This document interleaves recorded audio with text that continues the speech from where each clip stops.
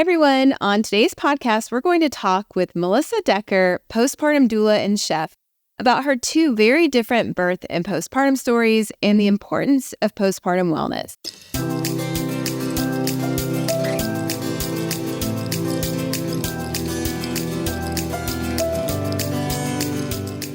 Hi, everyone. My name is Rebecca Decker, pronouns she, her, and I'll be your host for today's episode. I wanted to let you know that if there are any detailed content or trigger warnings, we always post them in the description or show notes that go along with this episode. And now I'd like to introduce our honored guest. Today, I am so excited to welcome Melissa Decker, pronouns she, her. Melissa is a Brooklyn, New York-based postpartum doula and chef. She had two drastically different postpartum experiences herself that led her to this work of wanting to help new parents feel nourished and supported through homemade food and in-home postpartum care. I'm so excited that Melissa is here to share her story with us. Welcome, Melissa, to the Evidence-Based Birth Podcast. Hi, Rebecca. Thank you for having me.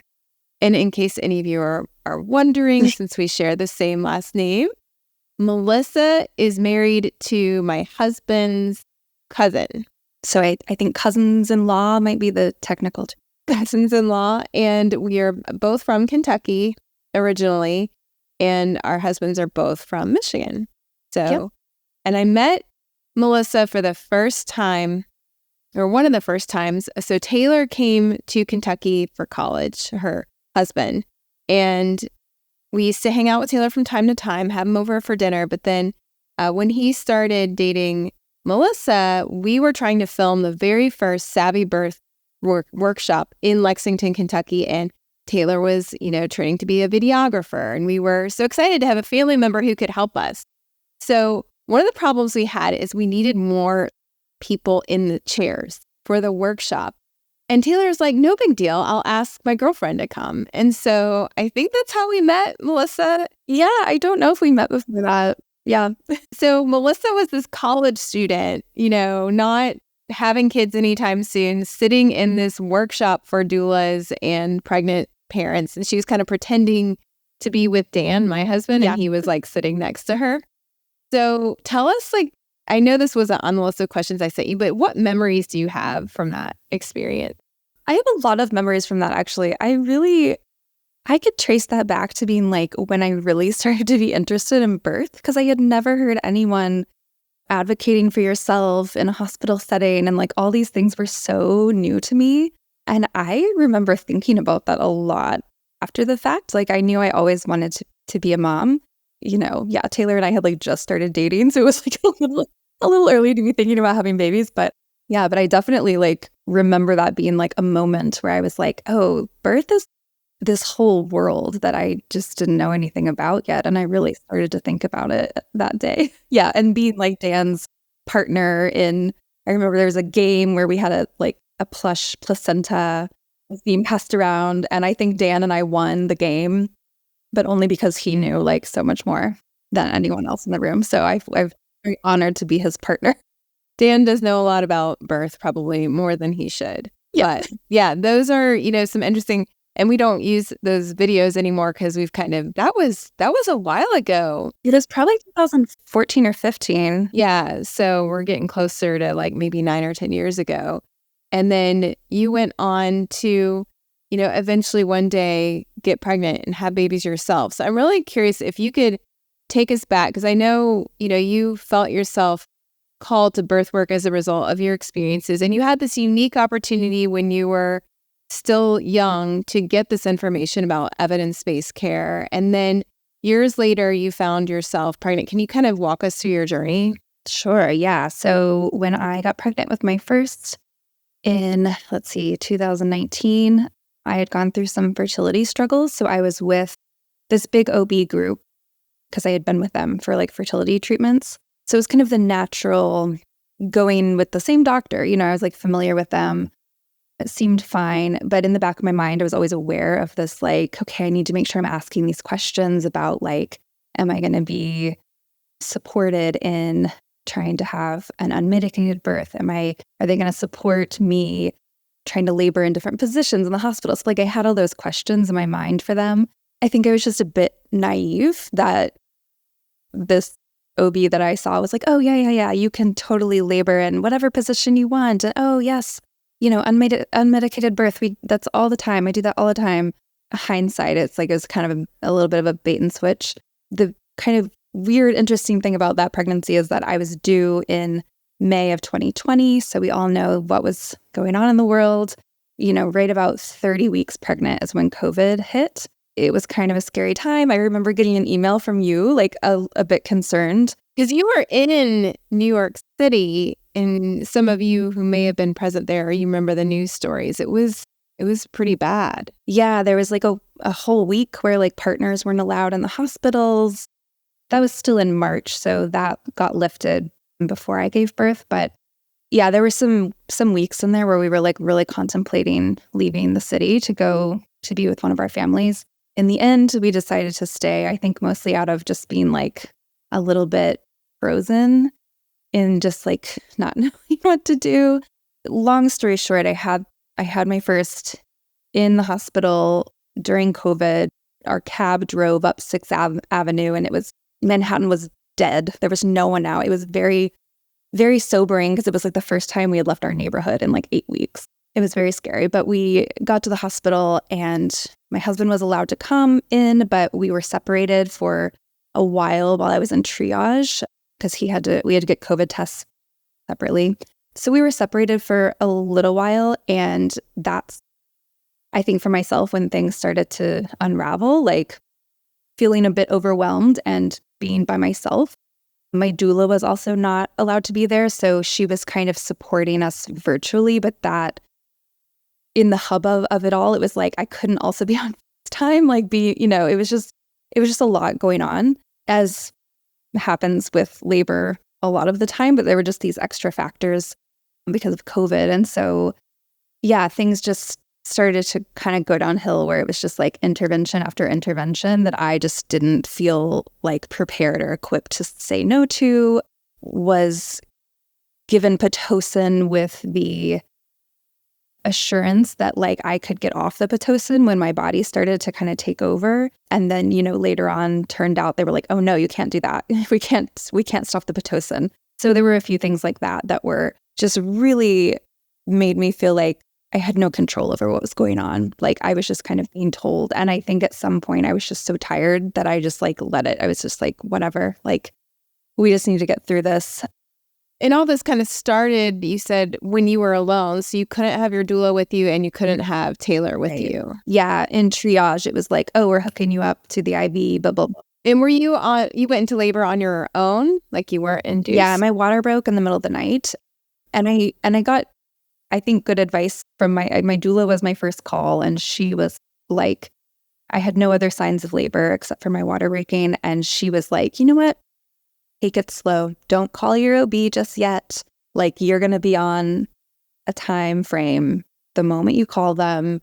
So she just encouraged us to like take a shower, get your bag ready, like take it slow before we got to the hospital, which I appreciate. And were you having contractions when you got to the hospital?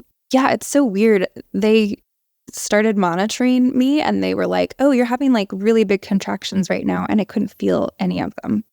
That was another factor that was just like very jarring, where I was like, I don't know what's happening. They're telling me that I should be in pain and I'm not. That became like a big factor in my second birth too. I was in labor for 29 hours, I think, before my son was born. And he was born healthy. I was healthy. Things went pretty well. But the postpartum recovery, like going to recovery in the hospital, was like a whole other set of problems where they were very understaffed. We had to wear masks like the whole time, which that's another thing. Like while I was pushing, I was like struggling to breathe, honestly. And the nurse was just like, she just like yanked my mask off. Like, you need to breathe. Like, we're just having this baby. And you'd probably already tested negative for COVID. Well, at that point, yeah, we were still doing like the 12-hour test. So we had to stay masked. All the nurses were in like full PPE. They were allowed to remove like one layer or something when our test came back negative, but we still had to wear a mask the whole time. So when we got to recovery, we were just alone in the room, and like couldn't get like we weren't allowed to leave the room. So like we ran out of water and Taylor was like pressing the call button, like trying to get a nurse to come, and we couldn't get anyone to come, and he wasn't allowed to like go ask for it. Walk around. Yeah. Yeah, it was just, we were so alone, and we just, you know, you have this newborn baby, and as a new parent, you're just like, no clue what's going on. I remember someone coming in and kind of chastising me because I hadn't fed him recently enough. And I was like, I have been, you know, asking for someone to come in and help me because he's not latching and I don't know what to do. And like, we were so alone. And in the moment, it just felt like kind of an annoyance. And then as we came home from the hospital and started to like get into the swing of things, it was like, oh my gosh, we like really experienced a lot of kind of little T trauma there. It was like nothing major. It was just a lot of these little things that were like, that was just the bumpiest entry into parenthood that we could have had in that moment.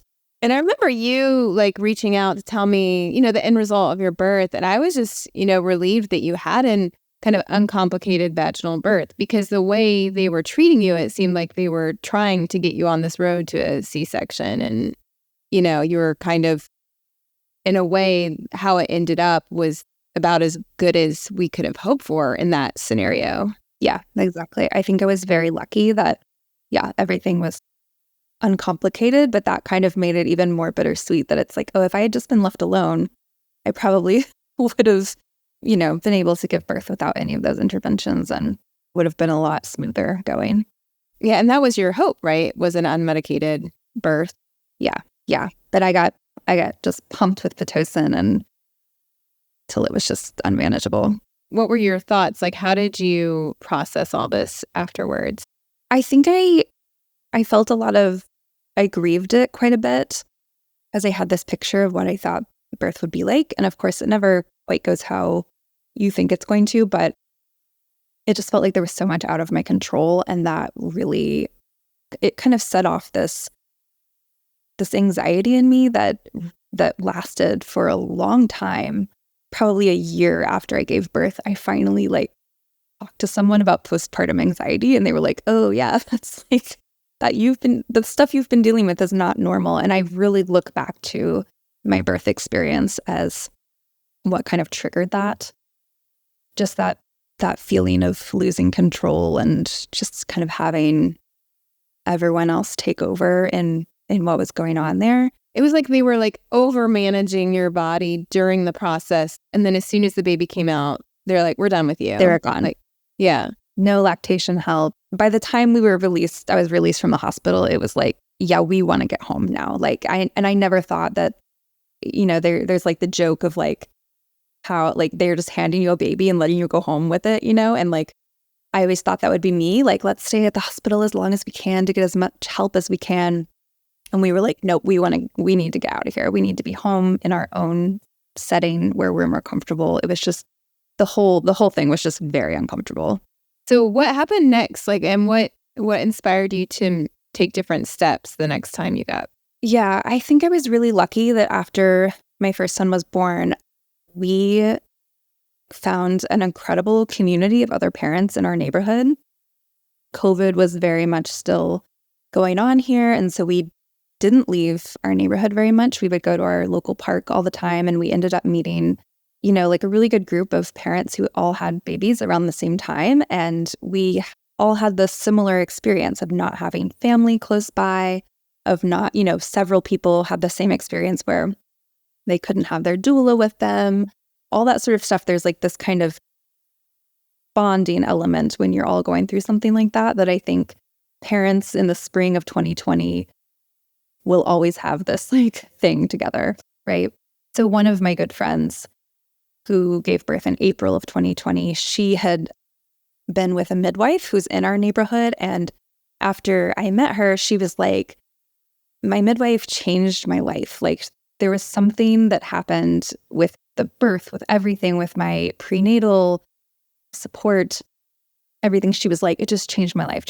And so I always was like, okay, I'm ready to like take the leap and switch to a midwife if I ever get pregnant again. So when I got pregnant with my second, she was my first call. I was like, I have to get in to see this woman. She sounds amazing. I was not intending to have a home birth. She, at the time, was delivering in the hospital too. But my first appointment with her, I told her that, like, I want midwifery care. I know enough about it to know that, like, that's more what I need. But I said, I still want to give birth in the hospital because, like, I have medical professionals in my family who, like, don't feel very good about home birth. And so that influenced me a lot to be like, I just, like, want to be the safest or whatever. She gave me the choice. She was like, I'm switching to a home birth practice, but I'm going to let you have the choice. If you still want to give birth in the hospital, go for it. I told her my whole birth story with my first, right? And she was very honest with me. And she was like, I was going to be giving birth at the same hospital. And she said, a lot of the things that they put in place during COVID to make things easier, I guess, for the hospital staff or the nurses, she was like, they haven't lifted those things. So, like, they're still understaffed. You know, there was just she was just like, the things that you experienced are probably going to happen again. It wasn't just because of COVID. It's like there was some regression that happened during COVID in some hospitals where they went back to their comfort zone of more restrictions and more interventions, and they haven't shifted from that. Yeah, a regression is a great word for it, I think. So after meeting her, I was like, I completely trust this woman with my life. So I was like, let's do it. Have a home birth. I was a great candidate for it because, you know, my first birth had been so uncomplicated. So the way that whole pregnancy went was just like night and day from the first time. Like, every visit I had with her was an hour long, and we talked about not just what was physically going on with me, but what was emotionally going on with me. She would have you sit in her waiting room and journal every visit that you got. And for someone with a toddler at home, that was like a little vacation. Like, it was like an oasis being in her office and feeling like she really cared about every aspect of my life and how it was all going. I just felt so held by her that it was just, it was so different from the first experience that I was actually really excited to give birth. And I had spent a lot of time, like, reading, like, Ina May's Guide to Childbirth, like, reading a lot of positive birth stories. I listened to your podcast. I think you or someone else had sent me a list of, like, all the podcasts where you talk to couples who had home births, like, just to get a lot of positive experiences in my ears. And that really, I think, set me up for success to just be, like, really in the right mindset to have this redemptive kind of experience. The main thing that was, like, very redemptive about it was, I was saying, with my first birth, I went to the hospital and, like, couldn't feel the contractions. And they were telling me, like, you should be in pain right now. You should be in pain right now. And I completely, like, felt like I couldn't trust myself or my body because what they were saying and what I was experiencing didn't line up. And that's something that I talked to my midwife about a lot because I was really nervous. I was like, what if I don't know that I'm in labor? Because I sort of didn't last time. I'm some weird person that doesn't feel a contraction. Yeah. And she was very gentle with me, but I could tell she had this kind of little sparkle in her eye. Like, you're going to know. I really think you're going to know. Like, you're not going to just, like, give birth without having any pain contractions. And of course, she was right. I went into labor the same way. My water broke. I was actually on my way to a prenatal massage when my water broke on the sidewalk. So I called her. I was like, should I go to this massage? And she was like, yeah, if you're not feeling contractions quite yet, go to your massage. So it was, like, the most gentle way to start labor. Have this massage, come home, have dinner. And then labor started to pick up. And my doula was able to come. And then my midwife came a couple hours later. And it was just the most, like, I don't want to say textbook, but it happened, like, in a very just predictable timeline where, like, I could feel the contractions, like, of course. they increased, and I was in the shower, went through transition, like very obviously, to just be like led by my midwife she wasn't really suggesting anything. She was letting me take the lead. Like, I remember the only thing she suggested was like she could tell that I was really close, and I was like insisting that I wanted to be on the floor, and she was like, why don't we get like a little more comfortable, because I think things are about to happen, you know. It was just so beautiful, and the way that I was taken care of in the moment and in the couple of hours afterward was like so eye-opening, because I felt so thankful, but also so sad that most people don't experience that type of care. So I guess in a very roundabout way to answer the question, like, this is how I found myself wanting to do this kind of work as a postpartum doula, because I know that so many women have the first experience that I had, and so few people actually feel taken care of and held and supported in any sort of capacity that they need. So seeing that gap in care was like really inspiring to me. If I can support even like a handful of birthing people in that way and make them feel supported, then I will have like just done everything I set out to do. Yeah, it's beautiful. And if you watch this podcast on YouTube, you will see like Melissa's face really changed. You just lit up when you were talking about your second birth experience and how that support made a difference. It wasn't anything technological. It was just how people treated you and cared for you. Yeah. And how did Taylor feel then? I know he can't be here. He's watching your kids right now. How did he feel about the shift? Like, was he open, excited about a home birth? Did he feel confident and comfortable in that setting?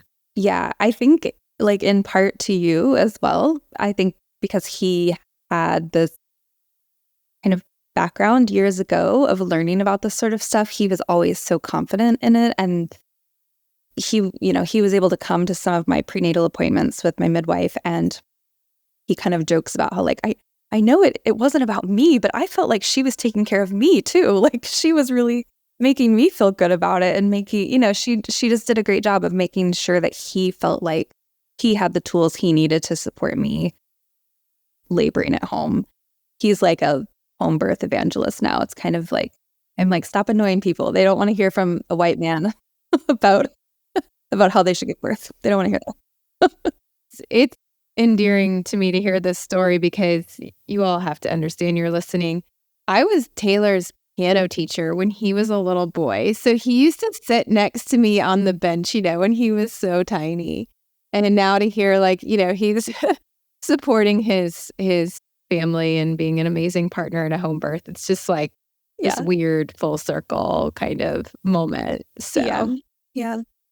How did you then take that next step from, you're recovering from the second birth, and how was your postpartum different this time around? Yeah, so many reasons it was different. When you're a second time parent, you kind of know what to expect. So that's a huge factor of just knowing where we had gaps in support the first time. We were lucky to have made that group of friends in our neighborhood, and that was huge to have support of other parents. When my first son was born, we didn't really have any friends that had kids yet. And it's so hard to expect support from other people that don't have kids, because they don't know, like, they just don't really know how to help you. And our families were far away. So second time around, we were able to like make sure our families could come visit. We had those friends nearby. Like, I tell this story about one of my friends who was so supportive, and it's the smallest little thing, but a couple days after I gave birth, she had been over here a few times, like taking our older son to the playground just to get him out of the house and stuff like that. But she came over one day and just walked into my house and started loading my dishwasher, cleaning up the kitchen, like didn't even really say anything to us. She just kind of walked in and did it. And like, that was such a small act, but I cite that as like one of the things that just like changed my life in that moment, was being like, oh my gosh, this is what parents need postpartum, is for someone to just come in and not ask them what to do, not like make it more complicated, but just come in, look around, see what needs to be done and do it. That's the kind of support people want and need, but don't know how to ask for all the time. So when did you decide to train to become a postpartum doula? It was in the winter before my youngest turned 1. So it was a little bit after we kind of got out of the haze of newborn days. I had been a nanny before I had kids, and I don't know, I was trying to think about what do I want to do, like to go back to work as my kids get bigger, and what can allow me some flexibility with time, like to work part-time and still spend time with the kids. And I was really interested in like being a birth doula, but it just kind of didn't line up with our lifestyle at the moment. And being on call for births. Being on call, and my husband's job is very, like Taylor's job is very, the schedule is crazy. So it just wouldn't really work out. And so I actually had a friend who gave birth a little bit after me the second time. And she was like, oh yeah, I hired a postpartum doula. She would just come in and like help me get food on the table for her older kid, help with bedtime. She was like, yeah, I would just like have her come, like when her husband was working late, she would just have her come in and help out. And I was like, wait, that's like what I love to do for friends. Like that's what I love to do already. I didn't even know that was a job.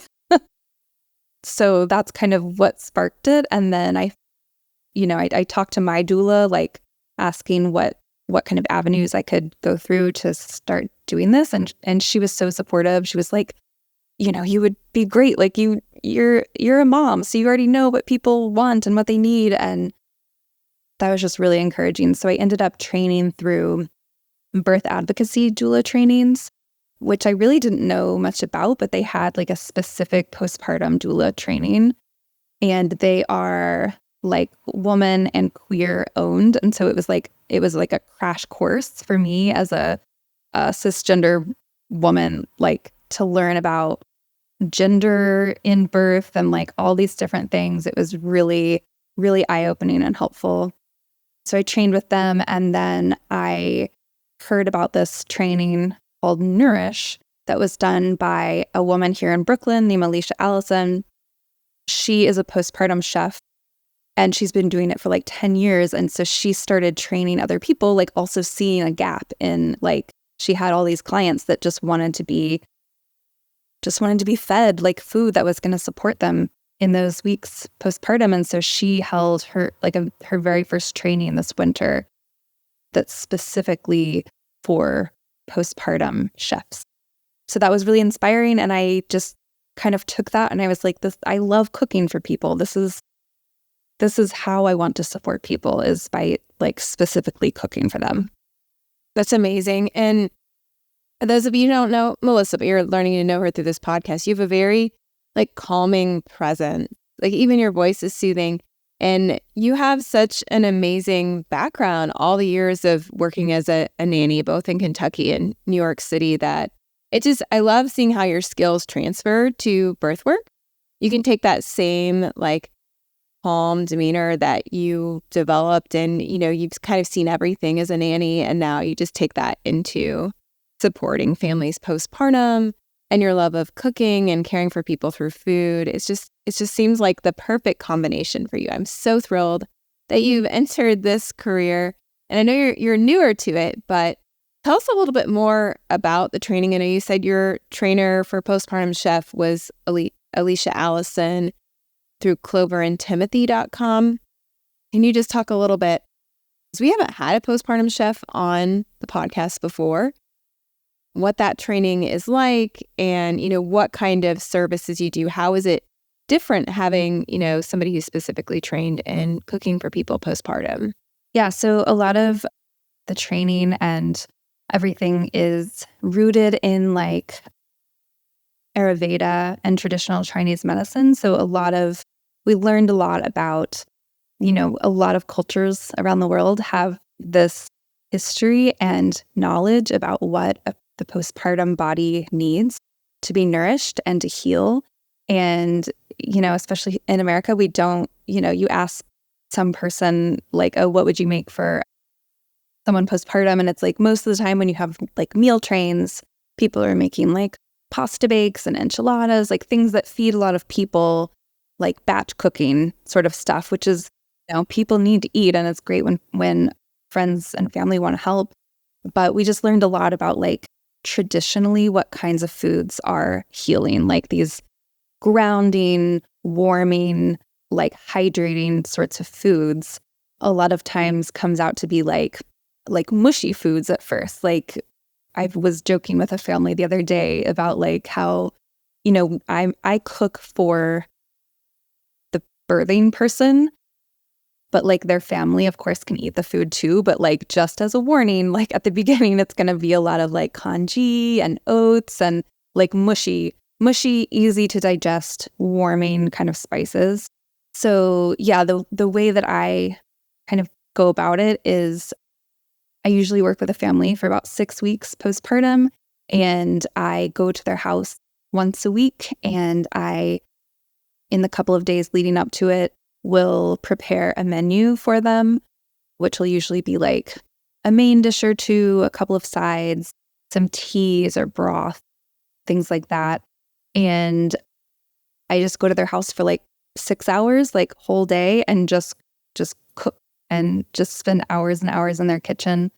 I think some people do like cooking at their home and delivering it to clients, but I found that people sometimes just like want someone to talk to, and also like smelling good foods, like it's very nourishing to their soul too, to have someone just come in and cook homemade food. And especially in New York, I find that a lot of people are just doing like takeout because we don't really do meal trains here very well. Like people don't cook food and bring it to people. I don't know. That's just kind of the culture here. So yeah, to have someone make you homemade food is very much not the norm here. And I think a little bit of a luxury, but my hope is, and a lot of my like colleagues doing this work around Brooklyn, especially, like our hope is that it will just become the norm, that people will hire people like us to come cook for them, and that people won't be eating takeout and kind of like the bare bones. Like I remember when my first son was born, there was one day when he was like 3 or 4 days old where like Taylor and I managed to like make peanut butter and jelly and sit down at the table and eat it. And I was like, we're doing it. We're making a meal. And that was like my bar for nourishing myself postpartum. It was a very low bar. And how did you then, since so many of us are disconnected from our cultures and our traditions of creating those warming meals postpartum, which is, kind of a worldwide, every culture has something of its own. And we've kind of erased a lot of that in the United States. So how did you get in touch with the things that for you in particular feel like healing foods? Yeah, I really, really love the book, The First 40 Days, which I know a lot of people who listen to this podcast probably know. That book is like a crash course in like what people all over the world do, and how there are these themes that run through. Like you could take a culture in Asia, culture, somewhere else, and there are a lot of themes of like things that are warming and comforting that are thread throughout. And so I think when you start learning about those things, it becomes like a little bit intuitive, where it's like, oh yeah, it makes sense that you're not eating like, cheesy, crunchy, whatever. You're eating like warm soup with lentils or, lots of vegetables, whatever. Yeah, I think that's a huge part of it. And I also make sure to ask people here, especially because New York City is such a melting pot. I always make sure to ask people if there's any tradition in their heritage that is important to them. Most people, I think, are kind of disconnected from that. So even if they are from a different culture, like just our generation, I think, is disconnected from that, even if their parents and grandparents have strong cultures. But I hope, I haven't had this happen yet, but I hope that a client will maybe like use that opportunity to kind of research things in their own culture and try to bring some of those things back into their family So I just pulled up your website, which is plantedpostpartum.com, and you have menus. So could you tell us some of those meals? Okay, so here are some meals that I really love to make for clients. I make pie-style sweet potato and carrot soup with lentils and citrus. A new mother's dal with warming spices, coconut and zucchini. Creamy root vegetable soup. Mother's grain bowls with different things based on the season. Savory congee with warming spices. Really good homemade chicken noodle soup with spaghetti squash. Classic beef stew. One of my favorites is a turmeric chickpea stew with kale. Mashed sweet potato with garlic and coconut. Traditional rice pudding with sautéed bananas. Roasted beets with ginger butter and chives. I do a lot of frittatas with different variations based on what people like. I do a lot of homemade electrolyte drink with coconut milk and fresh citrus. Ginger carrot muffins, roasted applesauce, chocolate orange and olive oil mousse. So we like to get some sweets in there too. And as people get further along in postpartum, we can, if people are craving something, that's part of it too, is you want to nourish someone's body, but also nourish their soul. So if somebody's craving mac and cheese and it's they're 6 weeks postpartum, it's yeah, let's get some mac and cheese in there. Good too. I love it, Melissa. So, we've talked a lot about food, but what are some of your other favorite ways to help parents prepare for postpartum so that they're well equipped to handle that period? What I tell clients when they're still pregnant is to be very specific with how you want people to help you. A lot of times we spend so much time preparing for birth that we forget to prepare for those weeks postpartum, or rather you think so much about what the baby's going to need that you don't really think about yourself and your own body. So I mentioned before that people, friends that don't have kids don't always know how to help you. And so being really specific with them with what you need is a good place to start. And I think just writing down a list of how people can help you with walking your dog or helping with laundry, helping with an older sibling, getting them out of the house to do something. People want to help and they don't really know how. And I think most people are happy to be given direction for that. Like my friend who came in and emptied the dishwasher. It's you have a friend that loves to help like that, put them in charge of coming over every other day to just do a clean of your kitchen or, whatever seems to be the messy place. The other thing that I think is really important that changed my life and I think helped a lot with my postpartum recovery the second time around was my doula really encouraged me to have a radical amount of rest. You're told to rest up, to heal, but most women are resting the minimum amount. And so it's surprising when you don't heal very quickly. I was told by my doula that a good rule is to, in the first week after you give birth, to only get out of bed for 5 minutes at a time.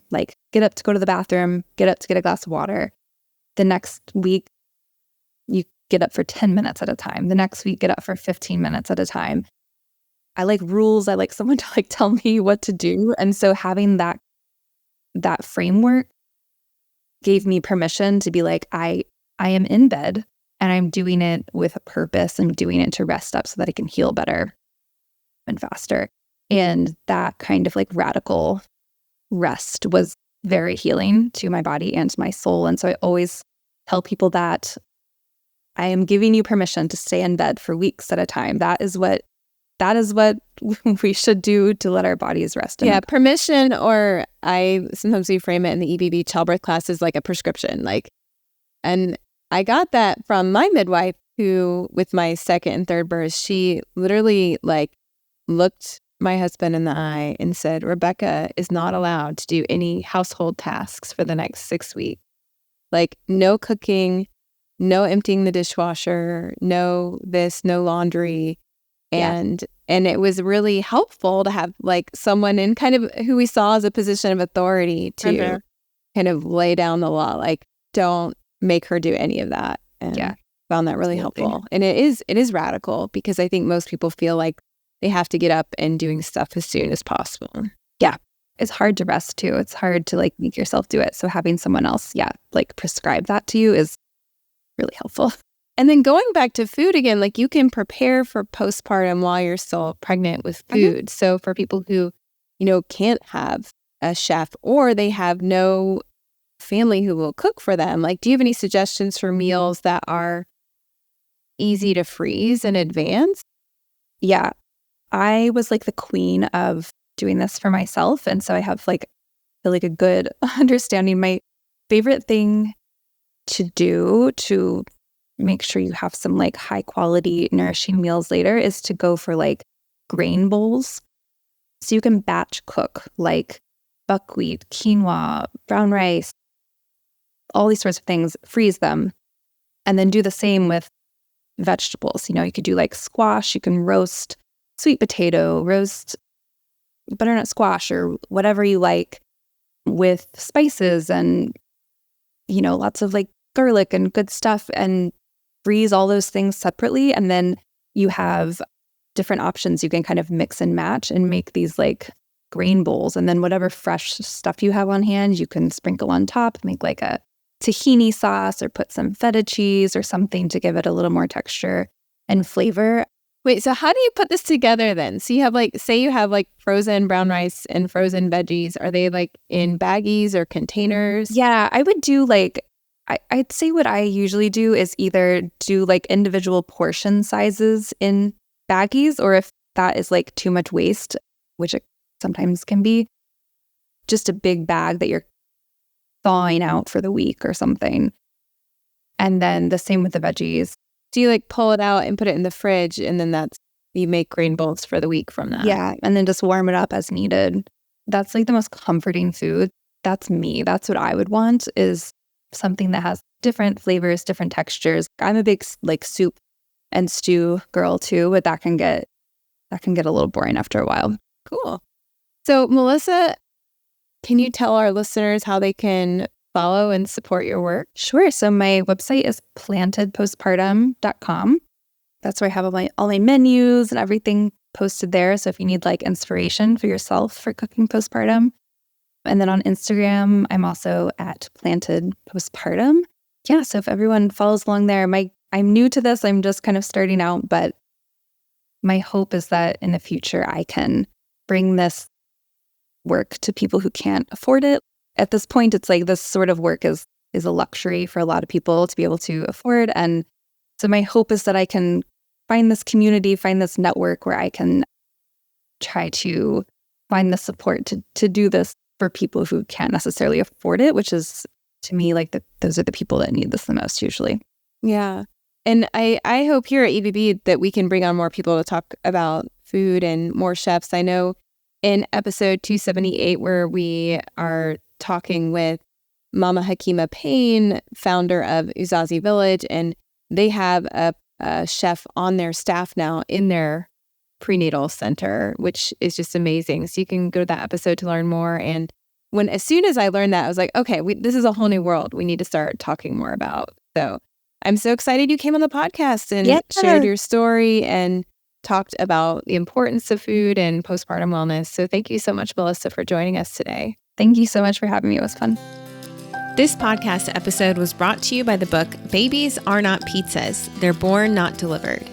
Babies Are Not Pizzas is a memoir that tells the story of how I navigated a broken healthcare system and uncovered how I could still receive evidence-based care.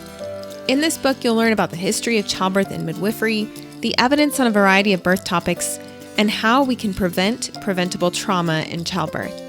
Babies Are Not Pizzas is available on Amazon as a Kindle, paperback, hardcover, and Audible book. Get your copy today and make sure to email me after you read it to let me know your thoughts.